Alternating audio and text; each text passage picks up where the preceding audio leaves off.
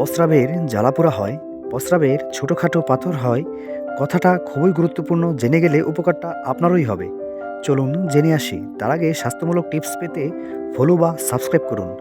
যদি কেউ এই পাতার রসটি প্রতিদিন 1 চা চামচ করে খেতে পারে 14 দিন, সাথে পর্যাপ্ত পরিমাণ পানি পান করতে পারে, তার প্রস্রাবের ইনফেকশন তো দূর হবেই হবে, সাথে ছোট ছোট পাথর থাকলে তা গলে যাবে ইনশাআল্লাহ, এবং প্রস্রাবের সাথে তা বেরিয়ে আসবে।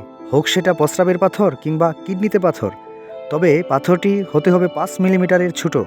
এই পাতার রসটি খেতে হবে খালি পেটে। আর যদি বড় ধরনের সমস্যা হয় তাহলে অবশ্যই বিশেষজ্ঞের কাছে যাবেন। পাতাটি হলো পাথরকুচি পাতা।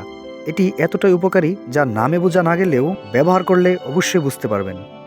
আপনার পরিচিতদের মাঝে এই গুরুত্বপূর্ণ তথ্যটি শেয়ার করে দিন, এবং এ বিষয়ে জেনে থাকলে হা বা না লিখে লাইক করে কমেন্ট করে যাবেন। আপনাদের আগ্রহই পরবর্তী তথ্য দিতে উৎসাহ যোগাবে।